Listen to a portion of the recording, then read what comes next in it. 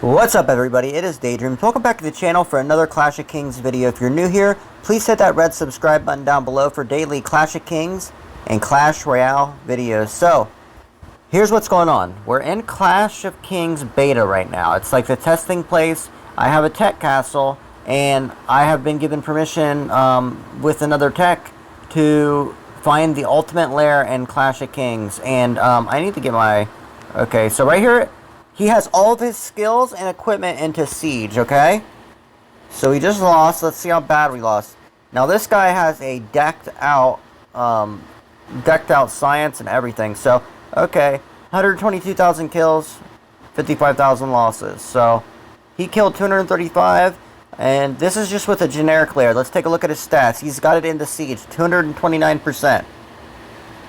You know damn well that's a good Siege engine attack, okay? So he's got 229%, okay. Now we know what he killed, 235, 106 losses. So I'm going to write this down.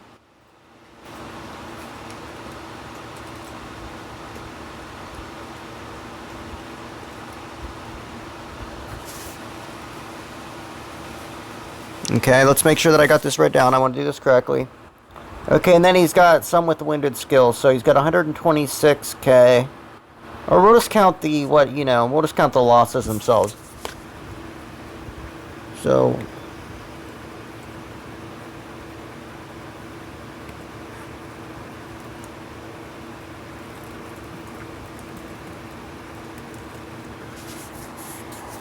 Okay, so what this was a well-rounded lair, just like a generic lair, with skills in...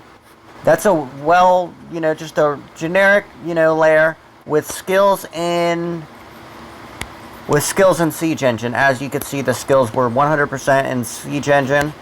We're going to heal that up. And, okay, we're healed. And now he's going to hit us again with just all T10 Siege. That's all he's going to use is T10 Siege. And we're going to see for ourselves if an all Siege Engine attack, and then the last attack we're going to do is a mostly siege attack, but with a little bit of layering with it, and we're going to see what's best. He's marching 353,000 troops, by the way. So, okay, 112,000 kills.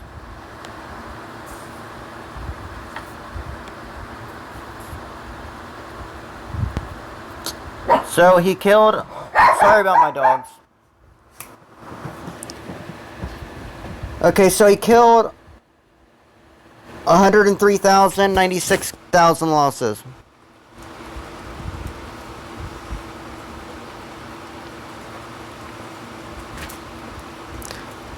So, he lost 10,000 less, but he killed 120,000 less. Okay, guys? Can we put this to rest yet? Can we? 229,000 Siege Engine attack. So, all you T10 Siege lovers out there and T8 Siege lovers who keep telling me, oh, you gotta change this, oh, you gotta change this. I did the best possible all Siege attack you can possibly do. So if you leave another stupid comment on here, we're not friends anymore, okay? I'm kidding, we're still friends, but you need to open your eyes to this. Okay, now I'm gonna tell him to... Okay, now do like 60% T10 Siege, and then like 40k T10 Berserker, and Knights, and T9. Just do like 175k T10 Siege, then layer the rest. So now we're gonna do, with the Siege Engine skills, a predominantly Siege Engine attack like how I do with the cavalry. We're gonna do that, but with Siege Engines, and we're gonna layer it proper. We're gonna just like do a Siege Engine based attack. So the first one was just the generic layer, like how I layer my troops. The second one was just all Siege, how some of you Siege lovers like it. And then this last one's going to be what I would do if I was a Siege Engine attack player. So, you know, I think we're putting this siege engine stuff to rest a little bit. There's a reason they buffed it in the last update, is because siege isn't really, it's not really all, I mean, it's good to have like a well-rounded and good siege attack, but I just think about it. You have benefits to one troop type. When you do it with cavalry, you have it to the Divine Knight and the Strike Archer with the bonus on tile attacks, so you're getting like more for your money out of the cavalry. So let's see what the well-rounded laird looks like. He's getting it together for you guys, so I love this stuff. I could do this all day long, trying different stuff. And some of you wanted to know what's better between, you wanted to know what's better, infantry health or infantry defense, and we're going to find that out too. Because I'm going to have him attack me twice. Right now I have it in infantry health, then I'm going to put it in defense. Here comes the, let's see how he layered it. So look, it's a well-rounded lair with 175,000 siege engines. So it looks like he did kill more, but still not as good as the well-rounded lair, guys. So even with skills and siege, it's not as good. Look, 100. Okay, well, I mean, not bad, but the well-rounded lair still beat it. So 198k.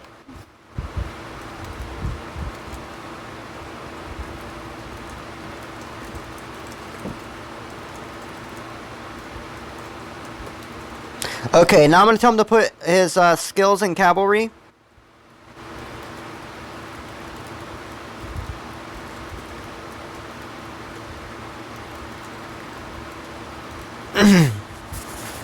See, what this is teaching you guys, and something I already knew, is that the importance of your troop composition and your lair. It's so important because all the troops work together and protect each other, and they can do more damage together than apart. So, you know, I don't go attacking just because I have my skills in cavalry. I don't go attacking with an all-cavalry attack. And, you know, some of you are still standing by this all-siege engine stuff, and you're saying to me, well, Daydreamz, maybe it just works in the rallies. Let me explain something to you guys, okay? And I'm going to do it very kindly. When you're sending 1.5 million troops at somebody, it don't matter what they are, okay? You could send T5 siege. You could send all horses. You could send all archers. When you got 1.5 million troops hitting somebody, or a super rally hitting somebody, or just, you know, just big troops in general, it's going to do damage. But if it was well-rounded in a lair, it would do even more damage. Now, you're a little upset that you're going to be losing infantry, but here's the thing. Would you rather lose 10,000... Berserker or 20,000 Mighty Trebuchet? That's the question. Because you're going to lose more by not layering properly. So, yeah. I'm hoping that you guys are learning something from this, because I'm learning a lot from it. I'm actually really, really enjoying this, and I hope that you're going to learn something. The only thing that's went wrong so far is my dog's barking halfway through this. Got to keep my cool, man. He's a guard dog, a guard Maltese. If this video gets 200,000 likes, I will put pictures of the little puppies in the next video. I'll take a picture. I'll take a picture of them and put it in the next video if it breaks 200 likes. You guys can do that. If you want to see what this guard dog looks like, what this beefcake looks like, then you smash that thumbs up button. Okay, so let's see. He's switching his skills now to cavalry, and we're gonna do the well-rounded lair with cavalry, and then we're gonna do a predominantly cavalry attack with it.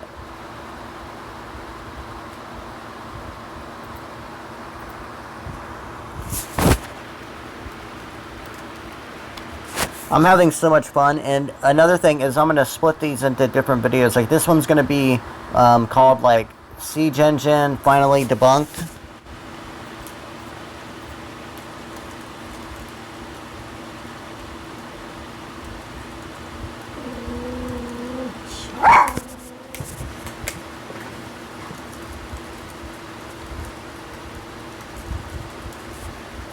Alright guys, so just waiting on what you guys don't know is this barking. It actually happens in every video because he doesn't shut the fuck up. but I just edited it out. But that's the thing about mobile, is there's no editing. I can't change anything, literally, no matter what. It's seriously like being on a live stream.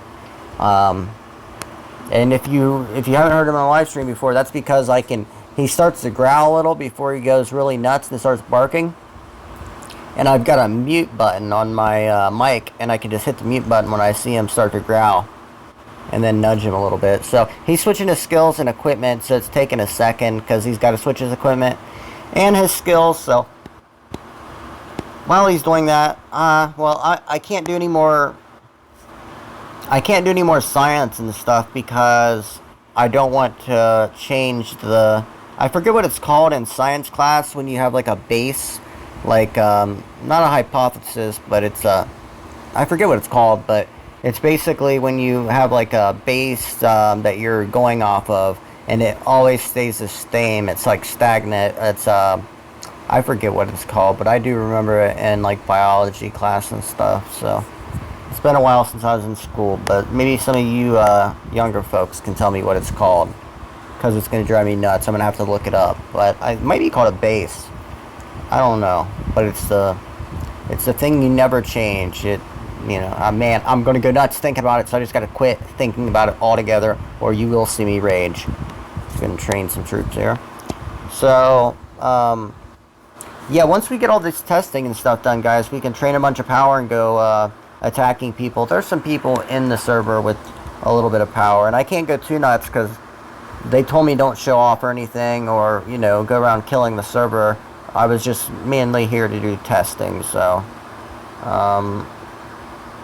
let's see what kind of killer. Wow, there's some people that got kills. Look at all these TR5. Maybe I'll go after these TH5 guys. That's what I'm going to do. I'm going to go after these killers, these TH5 guys. So, wow, we've got some serious power players in this kingdom. We'll take them out, though. We're number 10 already, and we haven't even, you know, really upgraded much. So, there's some people in here we can go kill. Alright, here comes the cavalry well-layered attack. There it is. You can see it's just a generic layer. He just split everything up. It's kind of like my layer, basically. So, let's go see how he did.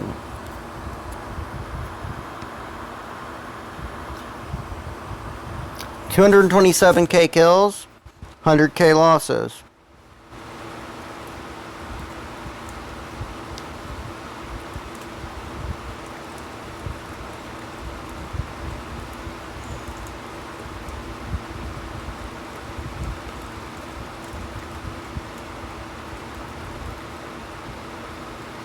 Okay, now I'm going to have him change up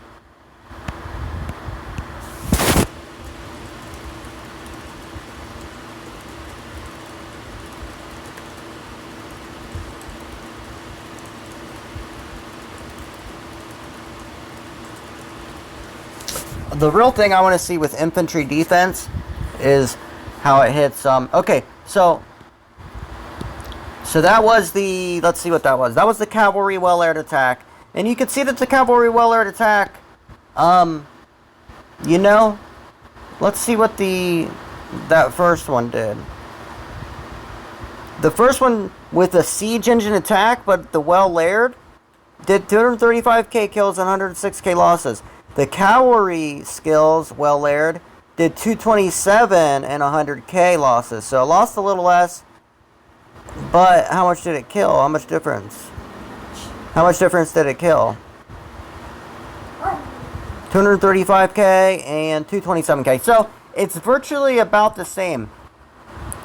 The siege skill well-rounded layer actually killed like 5K more, but you also lost about 5K more. So I would personally go with the cavalry one just because you lose a little less.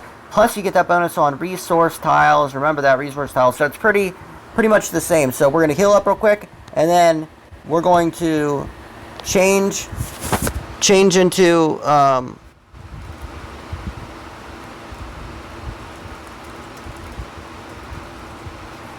we're going to change into infantry defense real fast, guys. Hope you guys are learning something. And also, let me know in the comment section what you want to see, because what we do here is based off of what you want to see. That's what I'm doing it for, is to see what you get. Okay, so we had infantry HP, and we're gonna do it on a tile too. I'm gonna have him put like however many troops I have on a tile, and we're gonna see which one is best at defending or which one's better at attacking. Infantry defense or infantry health. That's gonna probably be in the next episode. Well, no, we're gonna do it right now. We'll just do this all right now. I just hate these long episodes.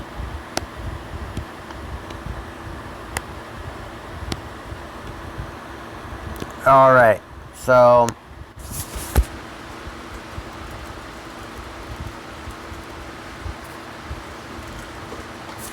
okay, I'm ready, and he's gonna go with the same exact attack that he just did, same numbers and everything, and now we have it in infantry defense instead of infantry health. So we're gonna see what's better. Is the defense better at defending, or is the health better at defending?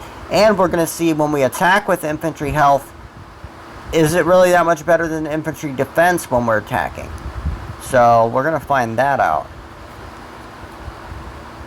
I would love to have enough skill points to do both infantry health and infantry defense. I think that'd be wonderful.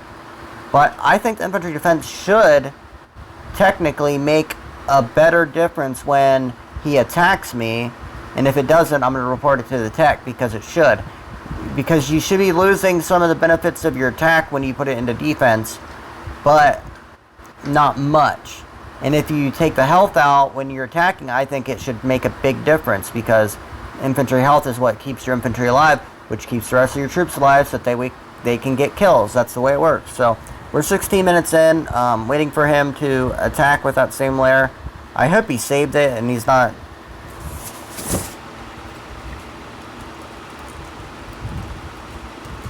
Sorry, I'm just texting him.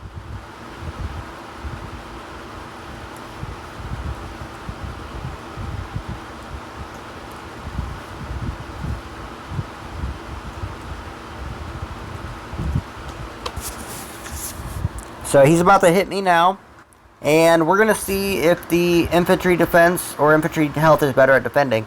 And then in the next episode, we'll do what's better, infantry defense or infantry health when attacking. We'll go to this resource tile, that little mithril tile there. Let's see what our march size is. We got 180k march, and we haven't really done that much. So here comes the exact same generic layer. Okay, so let's go see how we did. I didn't see much difference, to be honest. Wow. Okay.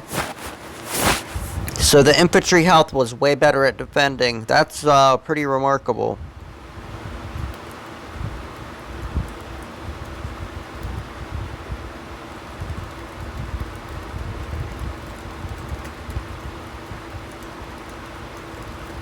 So I don't even know if we need to do this study of what's better when attacking. It's obviously going to be infantry defense. Look at this.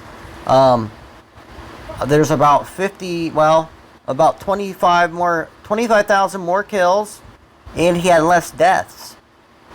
He had 25k more kills, and he had about 1,000 less deaths. So that's a big deal. 25k more kills he had, and he had 1,000 less deaths. So definitely want to go with infantry health over infantry defense, guys. It's been proven right here on the channel. Thank you guys so much. You guys remember that teamwork makes the dream work. Without you guys, I am nothing. I really need your help and support. Smashing that thumbs up button. I still got haters that are trying to extort me and dislike the videos unless I give them $100, but we're not going to let them defeat us, because I know that you guys will take 1 second out of your day to hit that like button. So thank you guys so much for watching. I hope you learned something today. Here's 2 things we learned. Infantry health over infantry defense on offense and defense. And all siege attacks suck. They're terrible, and you're better off even if you have your skills in siege. You can have your skills in siege or cavalry. That's fine. But remember that the well-layered attack always wins. So thank you guys so much. I will see you later on in the next video. Peace.